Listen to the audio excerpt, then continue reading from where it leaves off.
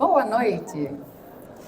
Durante anos, o mercado da cannabis medicinal no Brasil repetiu a mesma pergunta: quando a regulamentação vai sair? Bom, ela saiu.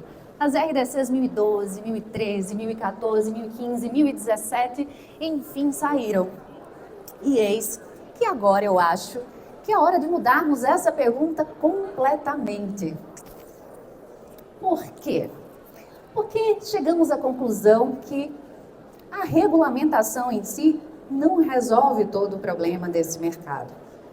Bom, a verdade é que, embora a regulamentação tenha trago muitos avanços dentro desse mercado da cannabis medicinal no Brasil, ainda existem pontos que nos geram grandes conflitos enquanto advocacia canábica.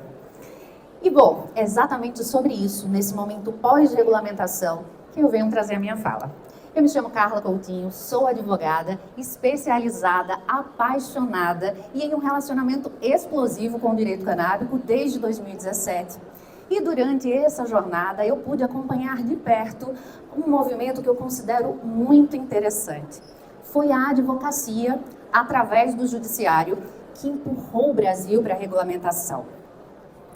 E esse é um fato muito inspirador, num primeiro ponto, e que representa muito as particularidades do mercado brasileiro da cannabis, conta como aconteceu a nossa história nesse mercado, que é única, é exclusiva dentro de todas as nações, em toda a face da terra. Não existia um caminho tão único como o caminho brasileiro, que foi, sim, protagonizado por essa advocacia e não só, e eu vou explicar por quê. Bom, a regulamentação aconteceu e ao analisar essa documentação profundamente, fica fácil observar que ela conversa muito com a indústria, mas ela conversa pouco, muito pouco, com a autonomia terapêutica. E esse eu acho que é o ponto mais importante do mercado atual, de hoje, da cannabis medicinal no Brasil. Porque a regulamentação que foi criada, ela cria vários caminhos para a indústria, ela cria monitoramento, ela cria mecanismos de rastreabilidade, mas, ao mesmo tempo e contraditoriamente, o paciente que planta em casa para fazer sua terapia ainda depende desse judiciário que possibilitou as resoluções que nós temos hoje, mas que não se aplica para essa autonomia terapêutica. E aqui, eu até aproveito o meu espaço de fala e essa oportunidade para colocar e fazer uma provocação que eu reputo importantíssima. É que a cannabis medicinal, ela não nasceu na indústria. Ela nasceu no sofrimento dos pacientes, ela nasceu na luta desses pacientes, das associações, ela nasceu dessa realidade. Então, deixar de observar, certamente, para a advocacia canábica militante, é da sua essência, que isso seja muito pouco. Isso significa dizer que há muito, mas muito mais a fazer. E quando eu digo, regulamentou, e agora? Qual é o futuro do direito canábico dentro desse cenário regulamentado? Gente, de muito trabalho.